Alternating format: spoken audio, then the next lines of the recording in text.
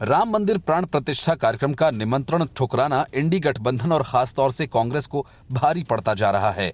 हालांकि इंडी गठबंधन और कांग्रेस को निमंत्रण ठुकराने से होने वाले नुकसान का अंदाजा है। इसी वजह से निमंत्रण ठुकराने के बाद सभी ये कहने लगे कि राम लला हम आएंगे पर तारीख नहीं बताएंगे। मतलब कि मंदिर निर्माण से पहले जो सवाल विपक्षी बीजेपी से किया करते थे, अब खुद ही अपने पर उसी सवाल को लागू कर रहे हैं। लेकिन इस सियासी खेल की वजह से अब कांग्रेस को झटके लगना शुरू हो गए हैं। गुजरात कांग्रेस के दिग्गज नेता और नॉर्थ गुजरात के वीजापुर सीट से विधायक चतुर सिंह जावंजी चावड़ा ने पार्टी से इस्तीफा दे दिया है। चावड़ा ने विधानसभा स्पीकर गौरीशंकर चौधरी को उनके आवास पर इस्तीफा सौंपा। उन्होंने कहा कि राम मंदिर के मुद्दे पर पार्टी के रुख से दुखी होकर साथ छोड़ने का फैसला किया। चावड़ा की जल्द भारतीय जनता पार्टी में शामिल होने की चर्चा है। उन्होंने पीएम मोदी और गृहमंत्री अमित शाह की तारीफ भी की। कांग्रेस में लंबे समय तक अलग अलग पदों पर काम कर चुके चावड़ा 3 बार विधायक रहे हैं। उनकी गिनती कांग्रेस के वरिष्ठ और निष्ठावान नेता के रूप में होती रही। अब अचानक उनके इस्तीफे से पार्टी को झटका लगा है। चावड़ा ने बताया क्यों उन्होंने कांग्रेस से खुद को अलग कर लिया। चावड़ा ने कहा कि पूरे देश में राम मंदिर प्राण प्रतिष्ठा को लेकर उत्साह का माहौल है, लेकिन इस पूरे मुद्दे पर पार्टी के रुख से वे दुखी थे। कांग्रेस अध्यक्ष मल्लिकार्जुन खड़गे, सोनिया गांधी, अधीर रंजन चौधरी की ओर से प्राण प्रतिष्ठा समारोह का न्योता ठुकराए जाने पर पार्टी के कुछ और नेताओं ने भी नाराजगी जाहिर की।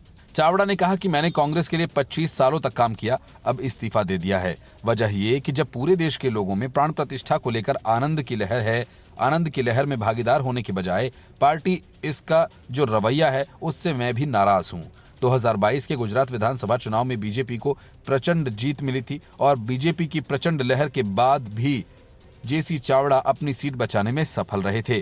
चावड़ा से पहले अंकलेश्वर के कांग्रेस विधायक चिराग पटेल ने विधानसभा की सदस्यता से इस्तीफा दे दिया था। 2 विधायकों के इस्तीफे के बाद से कांग्रेस की विधानसभा में ताकत घट गई। पार्टी के पास अब सिर्फ 15 विधायक बचे हैं।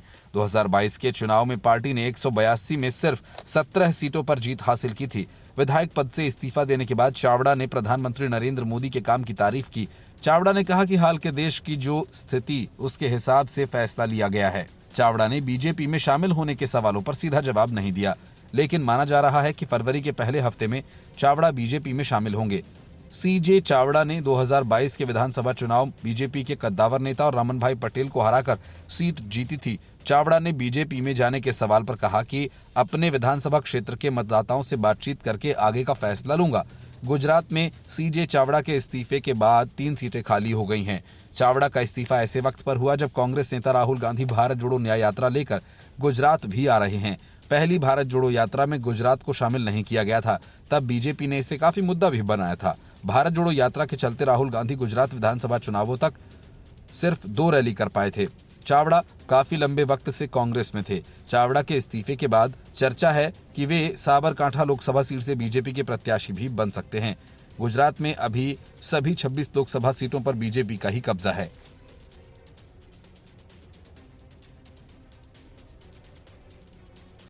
सरकारी खजाने से आम आदमी पार्टी के लिए विज्ञापन छपवाना केजरीवाल सरकार को भारी पड़ सकता है। इस मामले में केजरीवाल के इशारों पर सियासी विज्ञापन जारी करने वाले 5 अफसरों को निलंबित कर दिया गया है। इसके अलावा 2 अन्य तनिक अफसरों पर कार्रवाई के लिए गृह मंत्रालय से सिफारिश की गई है, लेकिन सिर्फ 5 अफसरों के निलंबन से ही केजरीवाल की मुश्किलें कम नहीं होने वाली, क्योंकि उपराज्यपाल ने सरकारी विज्ञापनों की आड़ में जारी किए गए पॉलिटिकल विज्ञापनों पर किए गए खर्च की वसूली के आदेश भी दिए हैं।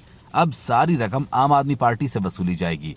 हालांकि आम आदमी पार्टी इस मामले को लेकर हाईकोर्ट में भी गई, लेकिन हाईकोर्ट ने न तो कोई राहत दी और न ही कार्रवाई पर रोक लगाई। इस मामले में दिल्ली कांग्रेस के अध्यक्ष अजय माकन ने उपराज्यपाल के कार्यालय में 2016 में अपनी शिकायत दर्ज करवाई थी। उन्होंने आरोप लगाया था दिल्ली की आम आदमी पार्टी की सरकार में विज्ञापनों पर 97 करोड़ रुपए के गलत तरीके से खर्च किए गए शिकायत की गई। शिकायतकर्ता कांग्रेस नेता ने आरोप लगाया था कि सरकारी विज्ञापनों की आड़ में पॉलिटिकल एड्स छपवाए गए थे। इस शिकायत की जांच committee on content regulation on government advertising ने की थी। इस कमेटी ने जांच के बाद अपनी रिपोर्ट में कहा था कि दिल्ली के बाहर कई मौके पर आम आदमी पार्टी के नाम पर छपवाए गए विज्ञापन में दिल्ली के मुख्यमंत्री का व्यू दिया गया था। ये राय दूसरे राज्य के मुद्दे पर थी। 29 मार्च 2017 को ये मामला दिल्ली के एलजी के समक्ष आया। इसके बाद उपराज्यपाल ने इस तरह के विज्ञापनों पर खर्च की गई राशि को रिकवर करने का आदेश दिया और नए पेमेंट को रोके जाने का भी आदेश दिया। इसके अलावा उन्होंने इस मामले में जांच तय करने की और जिम्मेदारी भी तय करने का निर्देश दिया। सूचना एवं प्रसार निदेशालय के सचिव ने 30 मार्च 2017 को आम आदमी पार्टी को एक नोटिस जारी कर ऐसे विज्ञापनों पर खर्च किए गए 97 करोड़ रुपए वापस जमा करने के लिए कहा था। आम आदमी पार्टी ने इस नोटिस को दिल्ली हाईकोर्ट में चुनौती दी। दिल्ली सरकार के एक वरिष्ठ अधिकारी ने कहा, हालांकि इस मामले में आपको स्टे ऑर्डर नहीं मिला है और न ही कोई राहत कोर्ट की तरफ से दी गई थी। उन्होंने कहा, इस मामले में जिम्मेदारी तय करते हुए 5 सबऑर्डिनेट्स अधिकारी जो इससे पहले DIP में कार्यरत थे, उन्हें सस्पेंड कर दिया गया है। इसके अलावा दानिक्स के 2 अफसरों शमीम अख्तर और मनोज कुमार द्विवेदी को लेकर LG से अप्रूवल मिलने के बाद निगरानी निदेशालय ने उन्हें सस्पेंड करने की सिफारिश गृह मंत्रालय से की है। इसके अलावा उन पर अनुशासनात्मक कार्रवाई किए जाने की भी सिफारिश की गई है। दानिक्स के अफसरों पर कार्रवाई करने के लिए गृह मंत्रालय की उचित अथॉरिटी है। अख्तर अभी दिल्ली सरकार के ग्रामीण विकास विभाग में पोस्टेड हैं, जबकि द्विवेदी अंडमान और निकोबार में अपनी सेवाएं दे रहे हैं। –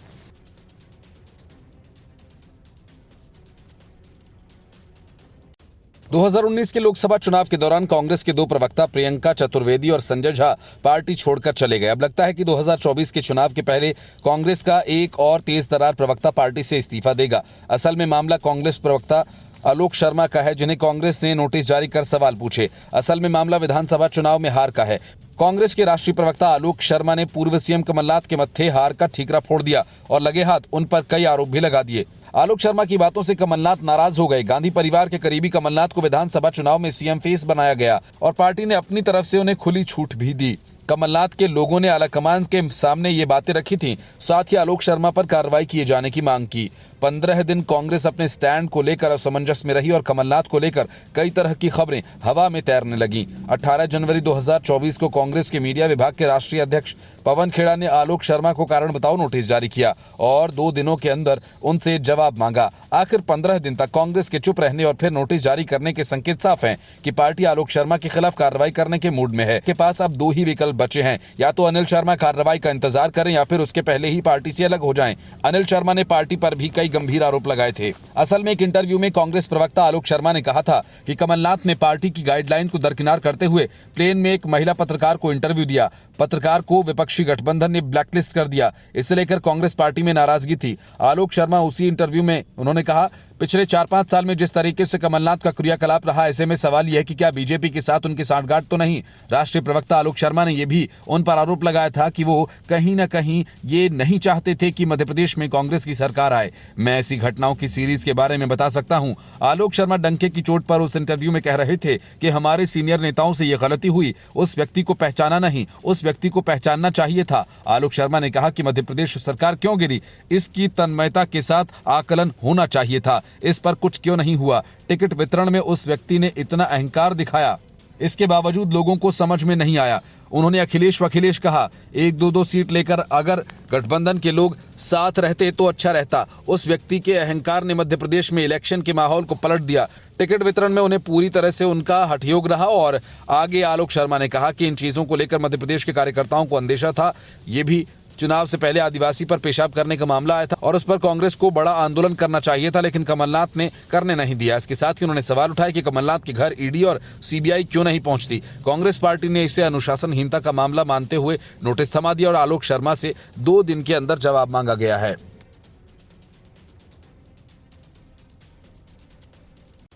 इन दिनों ईडी फुल एक्शन में है। लालू और तेजस्वी को समय देने के बाद ईडी शरद पवार के पोते को समन देकर बुला रही है। ईडी ने 5 जनवरी को बारामती, पुणे, औरंगाबाद और कुछ अन्य जगहों पर रोहित पवार के स्वामित्व वाली कंपनी बारामती एग्रो और कुछ संबंधी इकाइयों के परिसरों पर छापा मारा था। रोहित पवार महाराष्ट्र विधानसभा में करजत जामखेड़ सीट से एनसीपी के विधायक हैं और बारामती एग्रो के मालिक मुख्य कार्यकारी अधिकारी। पहली बार विधायक बने रोहित शरद पवार गुट से हैं। महाराष्ट्र राज्य सहकारी बैंक से जुड़े मनी लॉन्ड्रिंग मामले में मुंबई पुलिस की आर्थिक अपराध शाखा की अगस्त 2019 की एफआईआर पर आधारित है। इन छापों पर प्रतिक्रिया जताते हुए शरद पवार धड़ा ने कहा कि रोहित पवार की युवा संघर्ष यात्रा ने जड़ों पर चोट किया है और भारतीय जनता पार्टी को असुरक्षित बना दिया। सूत्रों ने बताया कि रोहित की कंपनी के खिलाफ ईडी की जांच महाराष्ट्र स्थित एक खस्ताहाल सरकारी चीनी फैक्ट्री के खरीद लिया गया। बोले लगन वाली कंपनी के धन की हेराफेरी के आरोपों से संबंधित बॉम्बे हाईकोर्ट ने उस साल 22 अगस्त को महाराष्ट्र कोऑपरेटिव सेक्टर में कथित धोखाधड़ी वाले तरीकों से चीनी मिलों को बेचने के आरोपों की जांच करने का आदेश जारी किया। अदालत ने अपनी टिप्पणी में कहा कि चीनी मिलों को औने पौने दाम पर बेचा गया।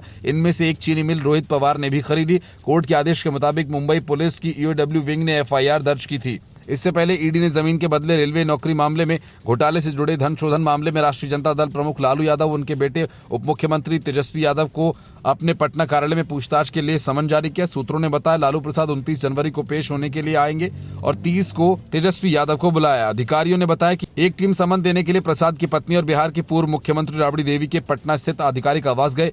दोनों इस मामले में जारी किए गए पूर्व समन पर पेश नहीं हुए। कथित घोटाला उस समय का है जब प्रसाद संयुक्त प्रगतिशील गठबंधन की पहली सरकार में रेल मंत्री हुआ करते थे। अरविंद केजरीवाल पहले से ही शराब घोटाला मामले में फंसे हैं। अब आबकारी विभाग में रिश्वतखोरी का एक बड़ा मामला सामने आ गया, जिससे केजरीवाल की मुसीबत काफी बढ़ सकती है। असल में आम आदमी पार्टी शुरू से ही आबकारी विभाग को दुधारू गाय मानकर चल रही थी और इसी वजह से शराब घोटाला मामले का जाल बुनने से पहले वसूली का रैकेट चलाया गया। अरविंद केजरीवाल का नाम लेकर आबकारी विभाग के अफसर किया करते थे। असल में एक IAS अफसर ने दिल्ली के मुख्यमंत्री अरविंद केजरीवाल का नाम लेकर अधीनस्थ अधिकारी पर शराब कारोबारियों से वसूली का दबाव बनाया। दोनों की बातचीत की रिकॉर्डिंग FSL जांच में सही पाए जाने पर LGV सक्सेना ने अधिकारी पर FIR का आदेश दिया। साथ ही गृह मंत्रालय की अनुशासनात्मक कार्रवाई की सिफारिश की। अब जांच एजेंसी IAS अधिकारी ने यह सवाल करेगी, क्या वेंडर्स से वसूली उन्होंने अरविंद केजरीवाल के आदेश से करवाई या फिर ऐसे ही केजरीवाल का नाम लेकर धौंस जमाने की कोशिश की। आरोप IAS अधिकारी अमरनाथ तलवड़े पर लगा है, जो अब अरुणाचल प्रदेश में तैनात हैं, जिसे मामले में LG ने FIR का आदेश दिया है। 2015-16 का है। तब Talwade Delhi state civil supplies corporation limited यानी DSCSC में सीनियर मैनेजर के पद पर थे। आरोप है कि उन्होंने DSCSC के मैनेजर PK शाही पर शराब वेंडर्स के पैसे एकत्रित करने का दबाव बनाया, ट्रांसफर की धमकी दी। LG ऑफिस सूत्रों के हिसाब से एक्शन तब लिया गया जब दोनों अधिकारियों के बीच टेलीफोन पर बातचीत सामने आई और FSL जांच में सही पाया गया। जांच में कहा गया कॉल रिकॉर्डिंग सही है, इसमें छेड़छाड़ नहीं है। बातचीत में तलवड़े भी कबूल कर रहे हैं। उन्हें चार्ज संभालने के तुरंत बाद सही 5 लाख रुपए मिल गए। तलवड़े एजेंसी में 12 जनवरी 2015 से 29 अप्रैल 2016 तक थे। मामले में नोएडा निवासी 21 मार्च 2023 को सतर्कता निदेशालय को शिकायत दी। उन्होंने ऑडियो क्लिप वाला पेन ड्राइव सौंपा। शिकायतकर्ता ने आरोप लगाया बातचीत एक IAS अधिकारी और एक इंस्पेक्टर के बीच हो रही है जब आबकारी मामले में रिश्वत की बात कर रहे हैं। शुरुआती जांच में सतर्कता निदेशालय ने पाया कि कथित IAS अधिकारी अमरनाथ तलवड़े थे और दूसरे अधीनस्थ PK शाही, इनके बीच बातचीत हुई। ऑडियो तलवड़े को 35% वसूली का कुल मांगते हुए सुना जा सकता है, जिसका वादा उन्होंने केजरीवाल से किया। तलवड़े ने कहा कि 15% ही व्यवस्था कर सकते हैं क्योंकि लगातार 2 महीने ड्राई रहे, वसूली लगभग शून्य रही। तलवड़े ने अधीनस्थ अधिकारी PK शाही ने कहा कि मैं अरविंद केजरीवाल को 35% का प्रस्ताव दे चुका हूं। शाही कहते हैं 15 से 20% मैं आपको दे सकता हूं, ऐसा इसलिए क्योंकि ये टारगेट मेरे ख्याल से हासिल किया जा सकता है, इससे ज्यादा पाना मुश्किल होगा। डायरेक्टोरेट ऑफ विजिलेंस के चीफ सेक्रेटरी के आदेश पर ऑडियो क्लिप को FSL में जांच के लिए भेजा गया था। रिपोर्ट सामने आई, ऑडियो सही पाया गया। FSL का कहना है कि किसी भी तरह की गड़बड़ी नहीं है, ऑडियो प्रमाणिक है।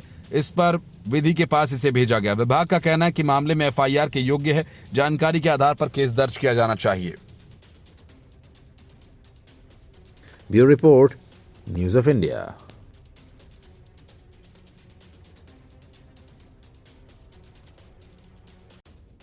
कब्जा जमा कर बैठी महुआ मोइत्रा से आखिरकार सरकारी बंगला खाली करा लिया गया। लोकसभा की सदस्यता छिन जाने के बाद से महुआ मोइत्रा इस बात पर अड़ी थी कि वो बंगला खाली नहीं करेंगी और इसी बंगले को महुआ पर दर्शन हीरानंदानी के पैसे से सजाने का आरोप है। इसी वजह से महुआ मोइत्रा सजे धजे इस बंगले को खाली नहीं करना चाहती थी। महुआ संपदा निदेशालय का पहला नोटिस मिलने के बाद हाईकोर्ट चली गई, लेकिन हाईकोर्ट ने महुआ की याचिका को खारिज कर दिया। संपदा निदेशालय ने महुआ को तल्ख अंदाज में नोटिस जारी किया और कहा कि अगर बंगला खाली नहीं किया तो फिर उसे जबरन खाली करवाया जाएगा। और इस नोटिस के बाद महुआ फिर हाईकोर्ट पहुंची।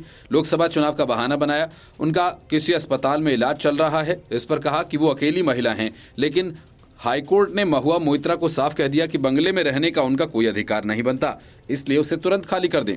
इसके ठीक अगले दिन संपदा निदेशालय की टीम बंगला खाली करवाने महुआ मोइत्रा के आवास पर पहुंच गई और उस दस्ते ने महुआ का सारा सामान बंगले के बाहर निकाल दिया और बंगले में ताला लगा दिया। निष्कासित लोकसभा सदस्य महुआ मोइत्रा को इससे एक रोज पहले 18 जनवरी 2024 को बंगला खाली करने के लिए नोटिस जारी किया गया था और इसके खिलाफ दिल्ली हाई कोर्ट का रुख करने के मामले में अदालत से राहत नहीं मिली। कोर्ट ने उसको सरकारी बंगला खाली करने के लिए जारी नोटिस पर रोक लगाने से इनकार कर दिया था। सुनवाई के दौरान जस्टिस गिरीश कठपालिया बोले कि कोर्ट के सामने किसी खास नियम का जिक्र नहीं किया गया जो सदस्यता रद्द होने पर सांसदों को सरकारी आवास से बेदखल करने से जुड़ा हो। कोर्ट के आदेश के अनुसार उच्चतम न्यायालय के सामने याचिकाकर्ता के निष्कासन से जुड़े मुद्दे के पेंडिंग होने और सरकारी आवास खाली करने के लिए समय के विस्तार के मुद्दे से जुड़े होने के मद्देनजर आज की तारीख में याचिकाकर्ता के पास बंगला खाली नहीं करने के अनुरोध का कोई अधिकार नहीं है। ये अदालत इस स्तर पर बेदखली आदेश को रोकने के लिए संविधान के अनुच्छेद 226 के तहत अधिकार क्षेत्र का इस्तेमाल करने की इच्छुक नहीं है। इस तरह से आवेदन खारिज किया जाता है। कोर्ट ने टीएमसी नेता की याचिका को आगे की सुनवाई के लिए 24 जनवरी को लिस्ट किया, जिसमें उन्होंने संपदा निदेशालय की ओर से जारी बेदखली नोटिस को चुनौती दी। मोइत्रा ने दिल्ली हाईकोर्ट में दाखिल अर्जी में चिकित्सा कारणों का हवाला देते हुए अधिकारियों को सरकारी बंगले से बेदखल करने से रोकने का अनुरोध किया था। पश्चिम बंगाल की सीएम ममता बनर्जी की पार्टी में तेज तरार छवि वाली महुआ मोइत्रा की ओर से अनुरोध किया गया था कि फिलहाल उन्हें परिसर से बाहर न निकाला जाए क्योंकि वो अकेली महिला हैं और यहाँ एक अस्पताल में उनका इलाज चल रहा है। मोइत्रा का प्रतिनिधित्व कर रहे वरिष्ठ वकील ब्रिज गुप्ता ने कहा कि तृणमूल कांग्रेस नेता की सर्जरी हुई है और वह एक निजी अस्पताल में भर्ती हैं। महुआ के वकील के मुताबिक चिकित्सकों ने उन्हें आराम करने की सलाह दी है। उन्होंने इसके साथ ही कोर्ट से आग्रह किया कि उन्हें बंगला खाली करने के लिए कुछ समय दिया जाए, हो सके तो 4 महीने का समय दिया जाए। महुआ मोइत्रा को रिश्वत लेकर संसद में सवाल पूछने के आरोप में लोकसभा से निष्कासित किया गया था।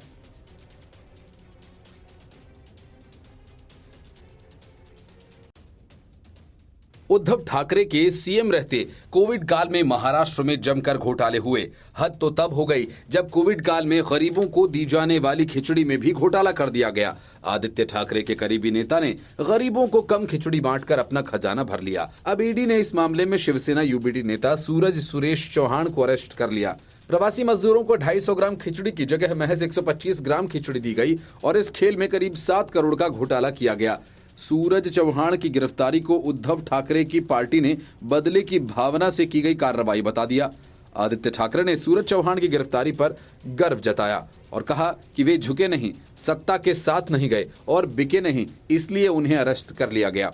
कोरोना महामारी जब पीक पर थी तब बीएमसी ने प्रवासी मजदूरों को खिचड़ी बांटने का फैसला किया था और इस मामले जो एफआईआर दर्ज की गई है उसमें उल्लेख किया गया कि ये निर्णय बीएमसी के बायकुला ऑफिस में 9 अप्रैल 2020 को लिया गया था। इसमें यह तय हुआ था कि जो 5000 से अधिक फूड पैकेट्स बना सकता है उसे कॉन्ट्रैक्ट दिया जाएगा और इसमें तय हुआ था कि कॉन्ट्रैक्ट चैरिटेबल ऑर्गेनाइजेशन, एनजीओ और कम्युनिटी किचन को दिए जाएंगे। इसमें एक शर्त थी कि खिचड़ी बांटने का लाइसेंस उसी को मिलेगा जिसके पास किचन और स्वास्थ्य विभाग का प्रमाण पत्र होगा।